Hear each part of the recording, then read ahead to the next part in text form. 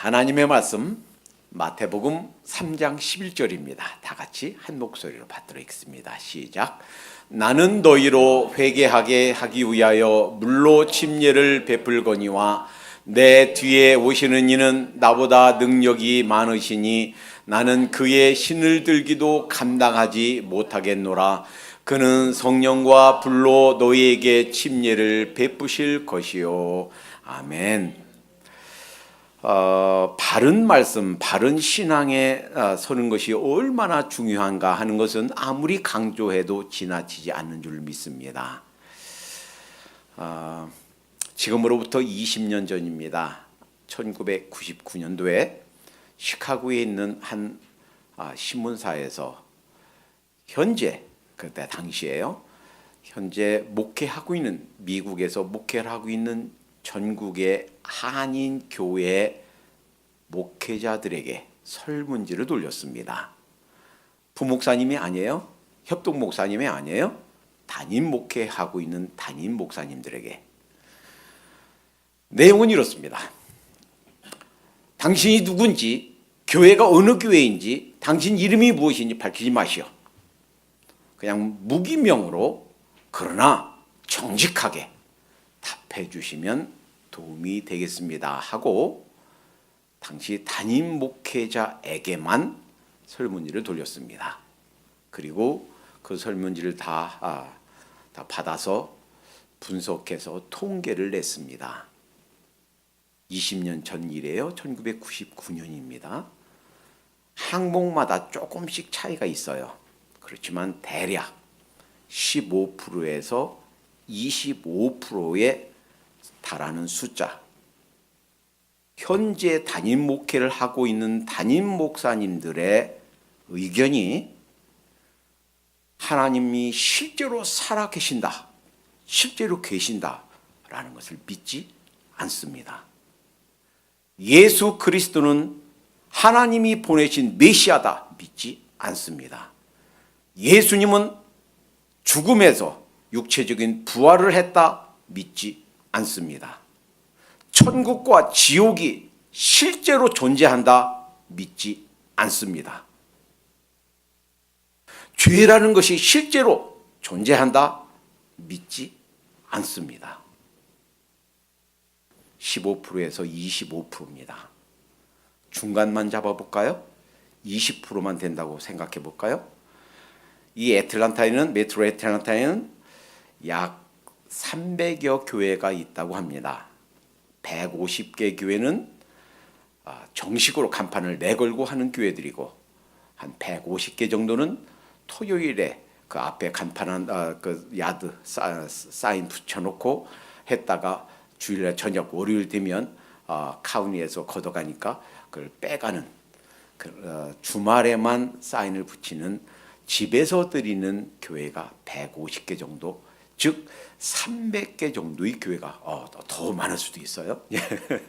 그런데 그냥 미니멈만 잡아서 한 300개만 된다고, 그리고 평균치만 잡아서 20%만 된다고 가정을 해봅시다.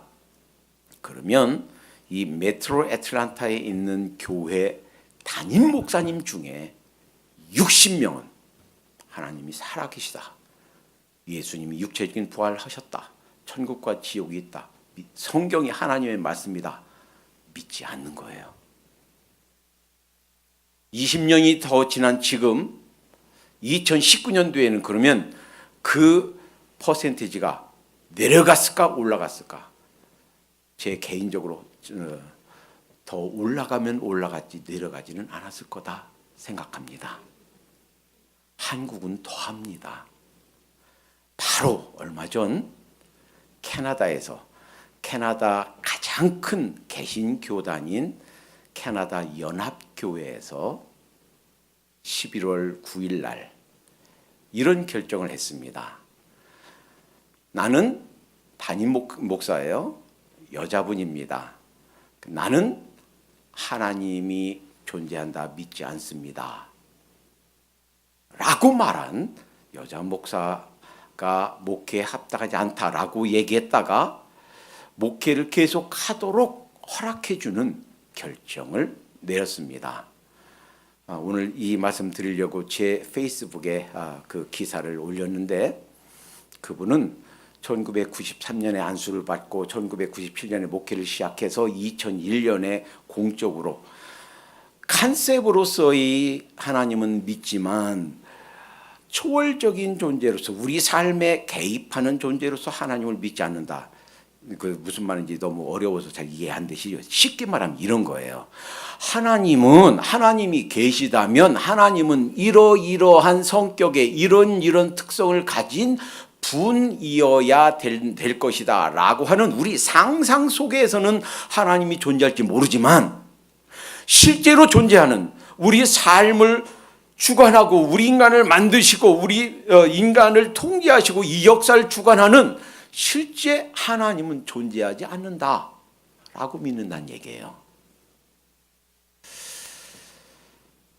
이분이 뭐라고 주장했냐면, 캐나다에서 현재 가장 큰 개신교단인 이 캐나다 연합교단의 50%는 나처럼 그러한 실제적인 하나님의 존재를 믿지 않는다라고 주장하니까 교단에서 실제로 조사를 했어요. 1353개 교회에 다 조사를 해서 담임 목사들에게 당신의 의견은 어떻소? 당신은 어떻게 믿고 있어? 라고 조사를 했더니, 이 신문이 발표한 내용이에요. 거의 80%. 그 얘기는 80% 넘지 않는다는 얘기예요. 80%가 안 된다는 얘기예요. 거의 80%가 실제적인 초월자 하나님을 믿는다, 하나님이 계시다고 믿는다 라고 발표했다. 그리고 그 여자 목사님의 의견이 틀렸다, 50%까지는 아니다 라고 반박을 했어요. 자, 그런데 잘 생각해 보세요. 그것까지는 좋은데, 그러면 그 여자 목사님의 의견이 과장된 것이다 라고 한 것까지는 좋은데, 실제로 교단에서 조사해서 발표한 내용에 따르면 약 20%의 사람들이, 담임 목회자들이, 현직 최대 캐나다 최대 개신 교단인 담임 목회자들이 하나님의 존재를 믿지 않는다는 얘기예요. 이 보통 심각한 게 아닙니다. 그러니까 예전 같으면, 뭐 30년, 40년 전 같으면 전도하고서 그냥 가까운 교회 아무 교회나 나가세요 이렇게 얘기했죠. 지금 그렇게 얘기하면 큰일 납니다. 정말 그 교회에서 바른 신학, 바른 말씀, 바른 하나님의 말씀이 전해지고 있는가, 바른 신앙이 선포되고 있는가 따져봐야 됩니다. 그냥 아무 교회나 가까운 교회 나가세요 라고 하면 우리 영혼을 운전할 줄도 모르는, 면허증도 없는, 생전 처음 운전대를 잡아보는 사람이 운전하는 버스에 그냥 괜찮으니까 아무 버스나 타고 집에 가세요 하고 버스 태워주는 것과 뭐가 다르냐 이 말이에요. 이 말씀 생각하면서 그런 생각 해봤습니다. 매주일 4시간 운전하고 오면서 정말 바른 말씀을 전해야 되겠다, 이런 일념에 아주 기쁜 마음으로 달려옵니다.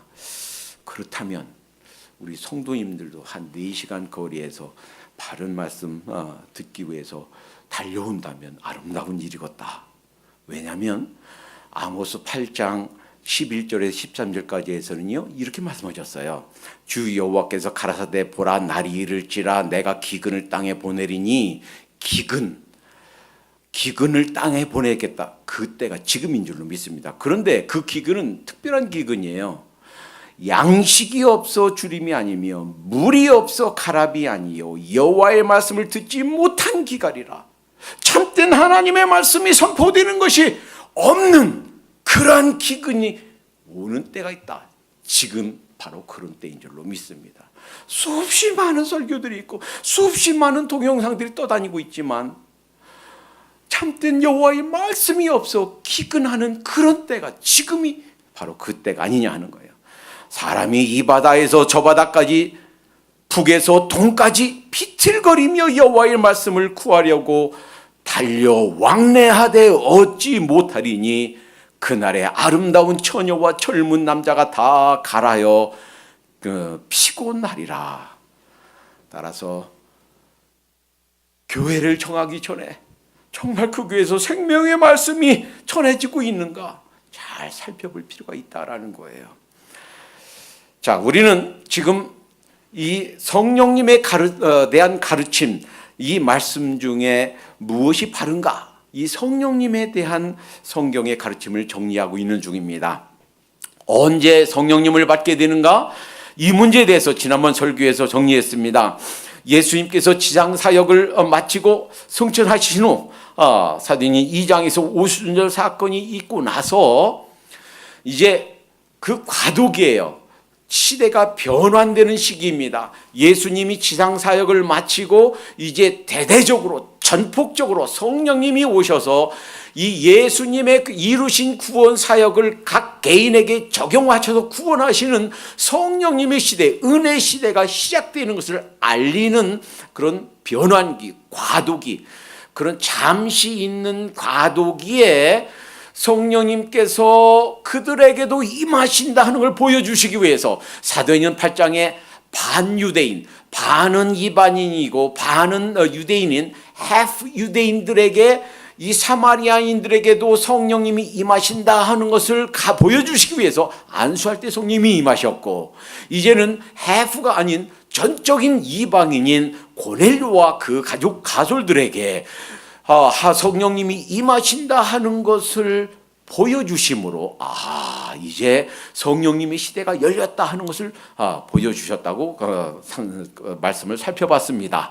뿐만 아니라 이제 당시 사람들이 땅끝으로 여겼던 저 멀리 소아시아의 저 북쪽에 있는 에베소, 그곳에서도 바울이 안수할 때 성령님이 임하시는 걸 보고 이제 대대적으로 전폭적으로 성령님이 역사하시는 성령님의 시대가 열렸다라는 것을 보여주셨다라고 그랬습니다. 그리고 이것은 잠시 변환기, 과도기이기 때문에 그렇지, 요 시대가 끝나고 나면, 즉 예수님의 지상 사역을 보았고 그때 예수님을 믿었던 사람들에게는 믿는 것과 성령님 받는 것이 따로였어요. 그래서 성령님을 따로 받을 필요가 있었어요. 그러나 이제 시간이 지나면서 이제 새롭게 믿는 사람들에게는 이런 사건이 없단 말이에요. 자, 그런데도 불구하고 지금 현재 2000년이 지난 지금도 일부 신학자들과 목회자들 그리고 일부 교단에서는 이 과도기에 있었던 사건이 모든 사람들이 성령님을 받는 샘플이다, 이렇게 해서 우리가 성령님을 받는다라고 교리화해서 가르칩니다. 그래서 예수님 믿는 것 따로, 예수님 믿어도 성령님을 못 받고 믿을 수가 있다, 그러니 예수님 믿는 것 따로 성령님 받는 것 따로다 라고 가르친단 말이에요. 그리고 그 증거가 이 과도기에 있었던 요 사건들이다, 이렇게 가르친단 말이에요. 자, 과연 그러한가? 이렇게 오해하고 이렇게 잘못 가르치는 이유가 세 가지가 있습니다. 왜 이런 오류를 범하는가? 지난번에 잠깐 말씀드렸듯이, 첫째는 이 과도기의 예외 사건을 예외로 인정하고 그 다음에 그 과도기가 끝나고 나면 모든 믿는 사람들이 예수님 영접할 때, 예수님을 구세주와 주님으로 모셔드릴 때 성령님도 모셔드리는 거다, 동시에 성부 하나님도 모셔드리는 거다, 이것을 인정해야 되는데 이걸 인정하지 않고 또 다른 예수님 믿는 것과 성령님 받는 것을 또 다른 사건으로 가르친다 하는 거예요. 그래서 과도기적 예외를 규범으로 여기면 교리적 오류가 발생한다 말씀드렸죠. 그 교리적 오류가 발생하기 때문에 생깁니다. 그것이 틀렸다는 얘기는, 그 증거는 예수님 믿은 다음에 성령님 받는 것이 이렇게 필요하니까 이렇게 성령님 받아라, 성령 침례 받아라 라고 가르쳐 준 말씀이 한 말씀도 없다 라는 것이 바로 그 증거입니다. 이것이 틀렸다라는 증거입니다. 만약에 예수님 믿는 것 따로 성령 받는 것 따로니까 성령 침례 받아야 된다, 성령 받아라 라고 한다면 그 뒤 말씀 어딘가에서 적어도 한 번 이상은 성령님 받아라, 언제 받는 거다, 어떻게 받는 거다, 예수님 믿고 나서 한 3년 뒤에, 10년 뒤에, 한 30년 뒤에 이렇게 받는 거다라고 가르쳐 줬을 거란 말이에요. 근데 안 가르쳐 줬단 말이에요. 왜냐하면 가르칠 필요가 없기 때문이에요. 이런 그 잘못된 시각 때문에, 이런 관점 때문에 오류를 범하고 있다라는 거예요. 그래서 혹시라도 전에 가르치는 입장에 있는 분들이 성령님 받는 것은 이렇게 안수할 때 받는 겁니다, 예수님 믿고 나서도 성령님 못 받을 수가 있으니까 이렇게 안수해서 성령 받으세요 라고 가르친다면 오류다라는 사실을 인정하고 태도와 생각을 바꾸시기 바랍니다. 둘째, 왜 이런 오류에 빠지게 되는가? 이유는 신자들의 경험을 잘못 해석해서 하기 때문입니다. 대개 믿을 때는, 처음 믿을 때는 성령님이 무엇인지, 성령님의 체험, 성령님 체험이 무엇인지 잘 모릅니다. 이것저것 잘 몰라요. 다만 내가 죄인인 거 하나님 앞에, 주님 제가 죄인입니다, 죄를 자백하고 주님께서 나를 위해서 흘리신 그 보혈 믿습니다 고백하고, 처음 믿을 때는 그저 밤이고 낮이고 눈물만 흐르죠. 때에 따라서는 중학생이, 고등학생이, 초등학생이 걔네들이 죄를 지면 뭔 죄가 지었겠어요. 그런데도 큰 죄로 깨달아진단 말이에요. 하나님이 이런 죄인을 위해서 돌아가셨다니요.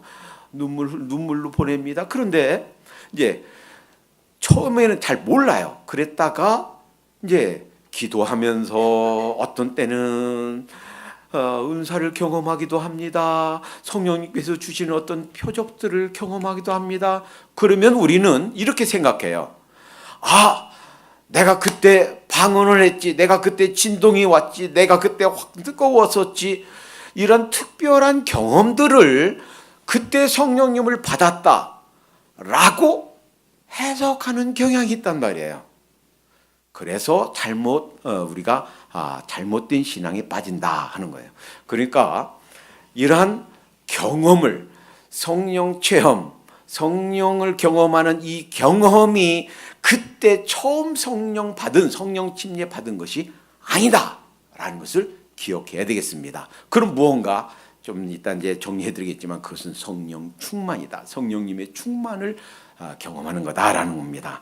또 하나, 우리는 이런 경향이 있어요.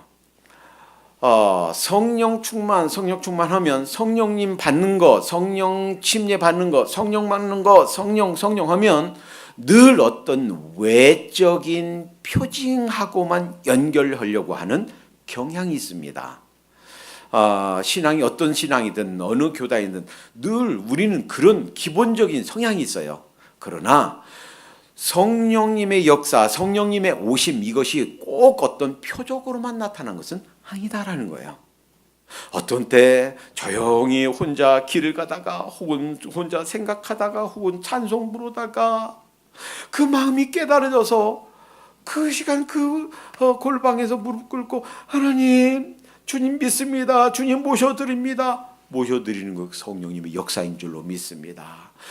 아무것도 아닌 것 같지만 설교를 들으면서 그래 내가 믿어줘, 깨달아줘, 예수 믿겠습니다 초청할 때 손 들고 예수 영접하는 거, 조용한 역사이지만 아주 우리 속에는 혁명적인 변화가 있는 거예요. 그것도 성령님의 역사인 줄로 믿습니다. 꼭 어떤 무슨 어떤 표징이 있어야만 그것이 성령 받는 것이 아니다라는 거예요.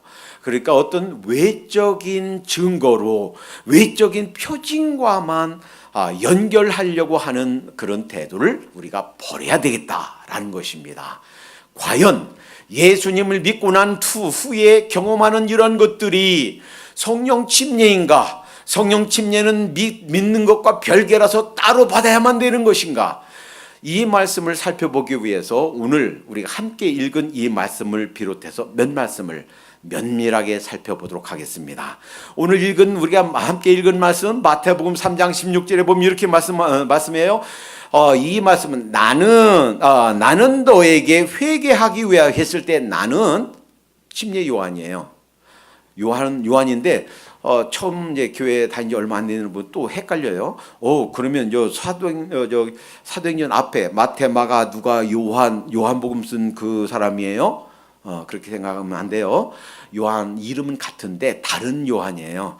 그 요한복음 쓴 요한은 사도 12제자 중에 하나인 사도 요한이고요. 나는 너희에게 물로 침례를 베풀거니와 한 오늘 본문의 나는 침례 요한이에요. 이 침례 요한은 예수님보다 6개월 먼저 태어난 사람이에요. 사도 요한은 12제자 중에 제일 막내둥이 어린 나이에 사도 요한이고요. 자, 그래서 그의 태어난 목적, 그의 인생의 목적은 예수님의 길을 준비하는 거예요. 자, 그런데 그 침례 요한이 나는 너희에게 회개케 하기 위하여 물로 침례를 주거니와 내 뒤에 오시는 이, 예수님 말씀하시는 거예요. 내 뒤에 오시는 이는 나보다 능력이 많으시니 나는 그의 신을 들기도 감당치 못하겠노라. 나는 그분의 신들기도 자격이 없는 사람이다라는 거예요. 당시요, 이 침례 요한이 설교할 때마다 막 사람들이 회개하고 그 침례 받으려고 물에 나오고 그랬습니다. 사람들은 이 사람이 메시아인가? 이렇게 생각했어요. 그래서 물어봤습니다. 당신이 메시아요? 그랬더니 나는 메시아 아닙니다. 내 뒤에 어떤 메시아 분이 오실 겁니다. 나는 그분의 신발 들 자격도 없습니다. 그러시면서 내 뒤에 오시는 분, 그는 성령과 불로 너희에게 침례를 주실 것이요. 성령과 불 했는데요. 대개는 동어 반복으로 똑같은 개념, 똑같은 대상을 다르게 표현해서 이렇게 반복하는 경우가 많아요. 성령과 불로 했는데 사실은 동어 반복으로 같은 동어 반복으로 이해할 수 있습니다. 우선 이렇습니다. 성령님께서 하나님께서 불로 임하신 경우가 여러 번 있습니다. 출애굽기 14장 7절에 보면 이스라엘 사람들이 출애굽했어요. 자, 애굽에서 10가지 사건 재앙을 통해서 나왔어요. 그리고 나서 이 노예들을 다 보내고 나니까 아쉬운 거예요. 일할 사람도 없고 시중들 사람들 없고 때가 돼서 배고파 죽겠는데 밥 채로 오던 사람 그 종들이 다 없단 말이에요. 그러니까 다시 잡으러 쫓아온 거예요.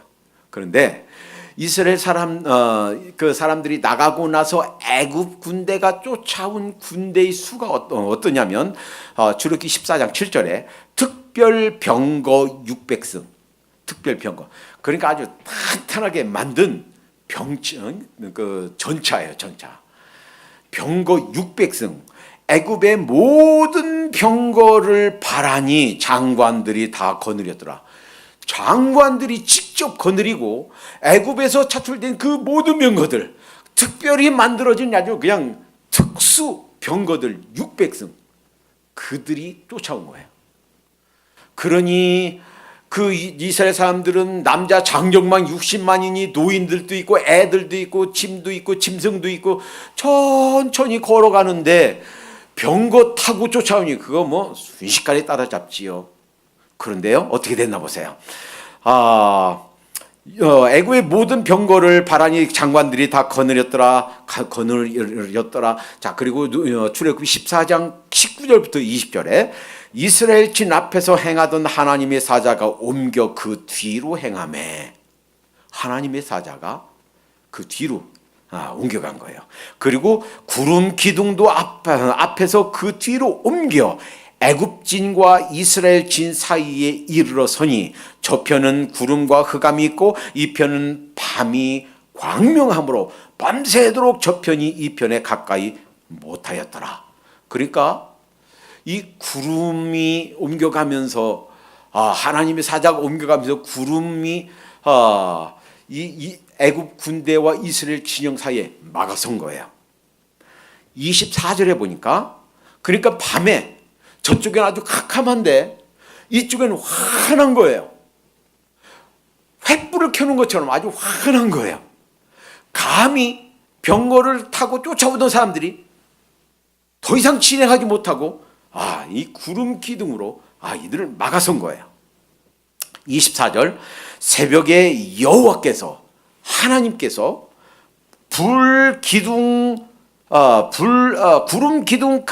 가운데서 애굽 군대를 보시고 그 군대를 어지럽게 하시며 그 병거 바퀴를 벗겨서 달리기에 극난하게 하시니 애굽 사람들이 가로되 이스라엘 앞에서 우리가 도망하자 여호와가 그들을 위하여 싸워 애굽 사람을 치는도다. 그러니까 하나님께서 불로 임하신 거예요. 그 사이에 애굽 군대들과 이스라엘 사람 사이에 불로 임하신 거예요. 그리고 이스라엘 사람들이 갈 때는 잘 갔는데 애굽 그 병거들이 오니까 잘 가던 길에도 자꾸 바퀴가 빠져요. 그러니까 바퀴 고치느라고 다시 타느라고 시간 보내고 거기서 지체야만 됐겠죠. 그러니까 하나님께서 저들을 위해서 싸우신다. 그러니까 불기둥 불로 보호하시고 지키신 줄로 믿습니다.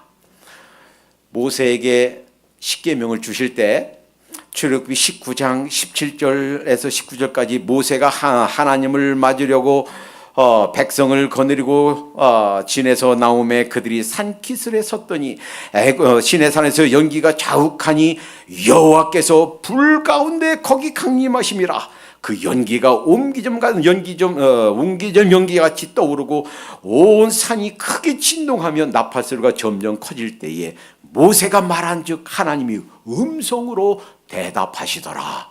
사람이 말하는 것처럼 이 음성으로 하나님께서 말씀하셨단 말이에요. 그러니까 하나님은 어떤 하나님이시냐? 불 가운데 임하시는 하나님이신데 다급한 상황에 그 애굽 병거를 막을 방법이 어디 있습니까? 당시에 최고의 강대국이에요. 최고의 특수 전차 부대를 끌고 오는 거예요. 지금으로 말하면 탱크 부대. 6.25 때 그 서울 점령한 것이 탱크 몇 대라고 그래. 그 몇 대 가지고 점령했다고 그러잖아요. 그 탱크를 부술 아무런 무기, 그들을 막을 무기가 없으니까 6.25 때 그냥 허무하게 탱크 몇 대에 그냥 점령당한 거예요. 그런데 그 탱크 같은 병거를 타고 저 사람들이 장관들이 직접 그 군대를 끌고 왔으니 막을 사람이 어디 있겠습니까?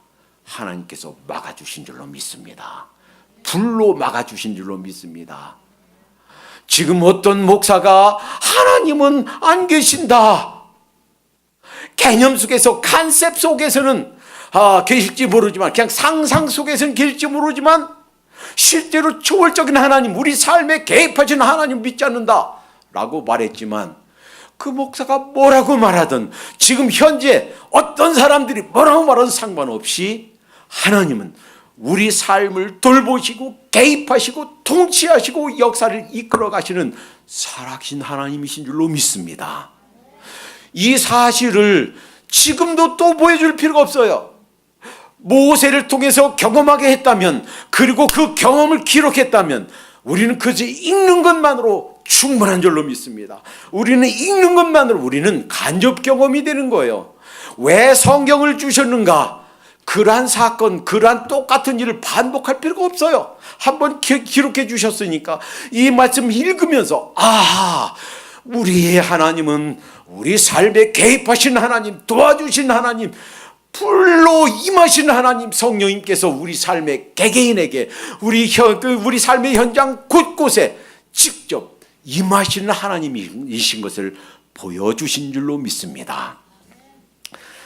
이 성령 침례를 말할 때에 오늘 본문이 마지막 인류 역사의 마지막에 불로 침례를 받을 이 세상에 관해서 말씀하고 계십니다.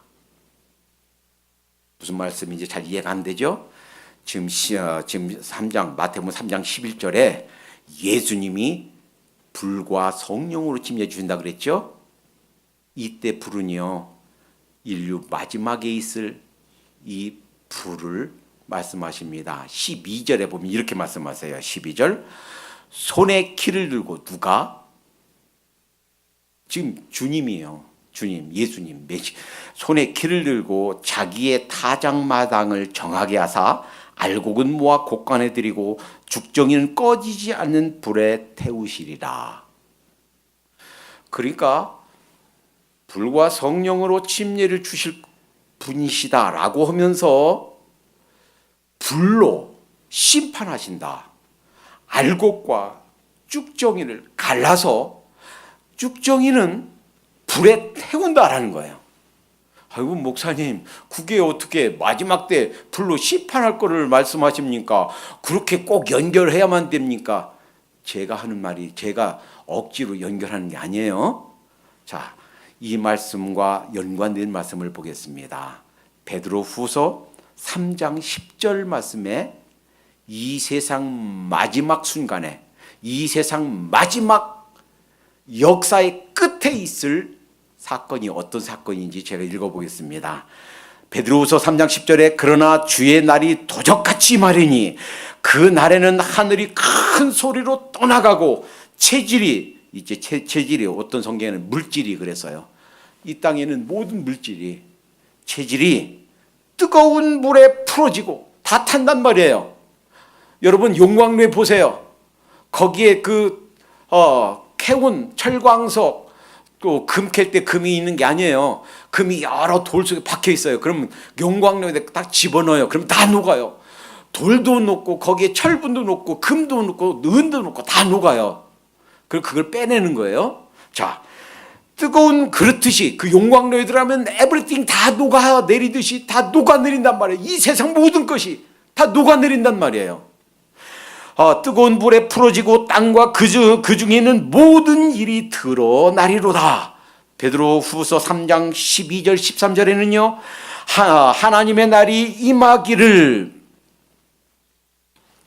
바라보고 간절히 사모하라. 그날에 하늘이 불에 타서 풀어지고, 하늘이 불에 타서 다 풀어진단 말이에요. 풀어지고 체질이 뜨거운 불에 녹아지려니와 우리는 그의 약속대로 의에 관한 바 새하늘과 새 땅을 바라보도다.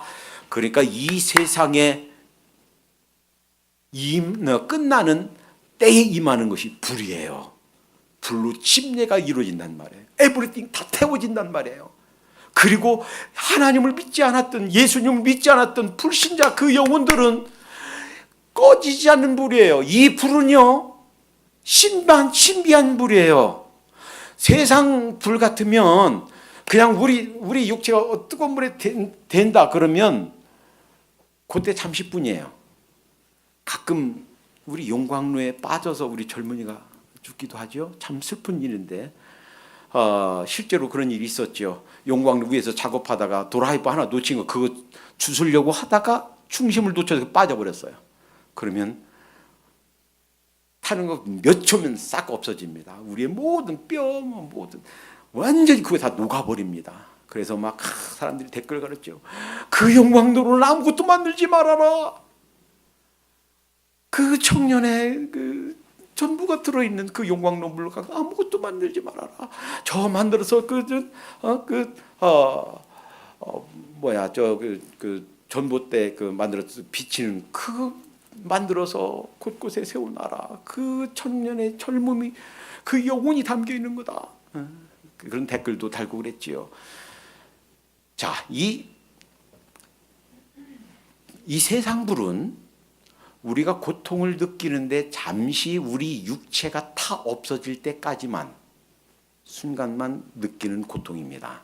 그런데 지옥불은 하나님께서 주시는 믿지 않고 그 불신자들이 가야만 되는 이 불은 고통이 끊이지 않는 불이에요. 이해할 수 없는 불이에요. 고통 중에 누가복음 16장 부자와 나사로 사건에서 보여주듯이 부자가 너무 고통 중에 그 나사로의 손가락에 물 한 방울만 찍어서 제 혀를 좀 서늘하게 해주세요 라고 부탁했던 그 고통이 끊이지 않는 그러한 고통이 있는 그런 불이에요. 그리고요, 마가복음 10장 48절에 거기는 구더기도 죽지 않고 불도 꺼지지 아니하느니라. 구더기조차 죽어서 없어지지 않는 그런 신비한 불이에요. 그 고통이 계속 있는 불이에요. 그 불로 온 세상이 다 침례받게 될 것입니다. 그리고 하나님을 믿지 않았던 영혼들은 그 불로 영원한 그 고통과 형벌 가운데 있게 될 것입니다. 그런데 이거예요. 예수님 믿고 예수님의 구원사역 십자가 사건을 받아들여서 믿고 성령님을 받아서 성령 침례를 받은 분은 그 사람에게는 사실 그 예수님을 믿고 중생한 사람들은 성령과 불로 침례를 받은 거예요. 이 세상에 있을 때 예수님 믿어서 성령과 불로 침례를 받은 사람들은 영원한 심판의 불, 그 불로 망하지 않는단 말이에요. 대신에 어떤 일이 있냐고요? 새하늘과 새 땅. 이 세상 것은 다 체질이 풀어지고 그 영원한 형벌 타는 불에 들어가지만 이미 예수를 믿어서 성령과 불로 침례 받은 우리는 우리를 위하여 준비한 새하늘과 새 땅에 들어가게 된다라는 것이 베드로후서 3장의 말씀이에요. 자, 마가복음 1장 8절에 보면 오늘 이 사건을 말씀하시면서 조금 다르게 이렇게 표현합니다. 마가복음 1장 8절 침례 요한이 나는 너에게 물로 침례를 주거니와 그는 성령으로 너에게 침례를 주시리라. 자, 여기에 굉장히 중요한 사실이 있습니다. 여기를 보세요.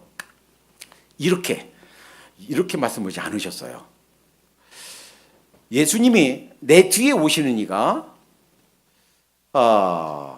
너희에게 성령님을 주시리라, 성령을 주시리라 라고 하지 않고 내 뒤에 오시는 이가 너희에게 성령으로 침례를 주시리라 그랬어요. 무슨 말입니까? 아주 간단해요. 심플해요. 그렇지만 아주 굉장히 중요한 진리가 여기 담겨 있어요. 우리가 성령님을 받게 되면 성령님을 받게 되는 그것이 바로 뭐다? 성령 침례다라는 거예요.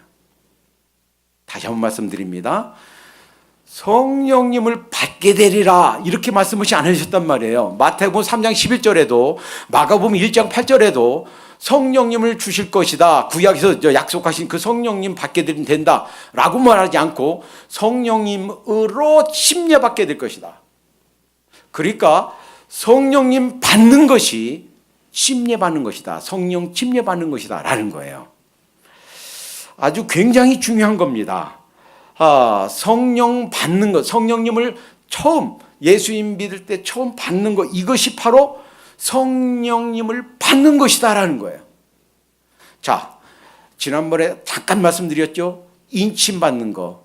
그래서 어떤 사람들은요, 일부러 어디에다가 또 몸에다가 이렇게 흉터를 내고서 이것이 성령님의 인침 받은 증거야. 아니에요. 그런 게 아니에요.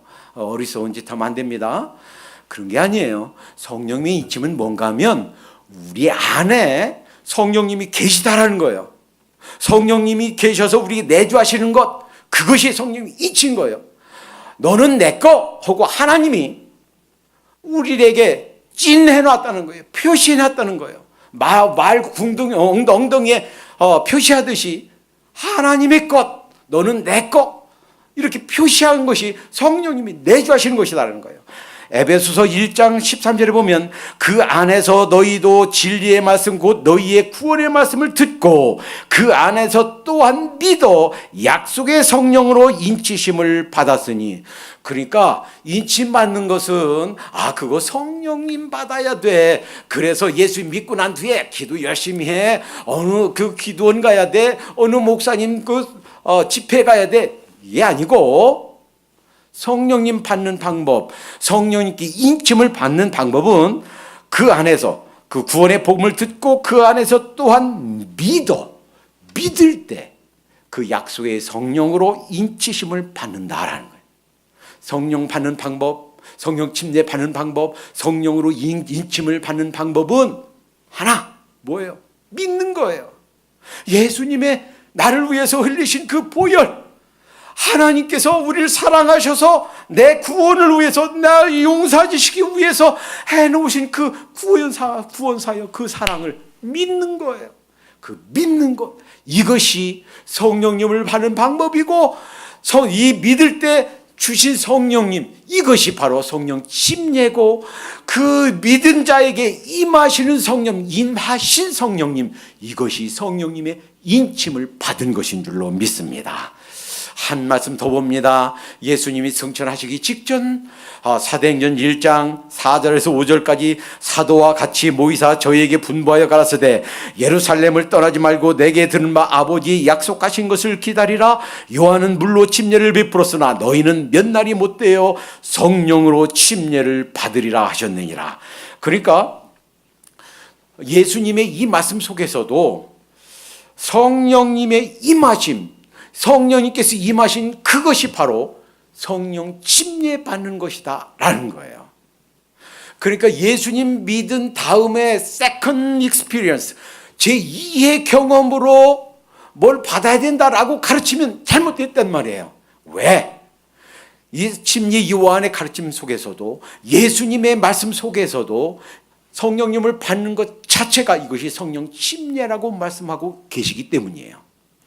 요한복음 3장에서 니고데모에게 하신 말씀, 물과 성령으로 나지 아니하면, 즉 거듭났다 하는 것, 우리가 말씀으로 믿어서 구원받았다는 것, 중생했다 하는 것, 하나님의 새 백성이 되었다는 그것 자체가 성령님으로 태어난 것이고, 그것이 바로 성령님으로 침례 받은 것인 줄로 믿습니다. 정리합니다.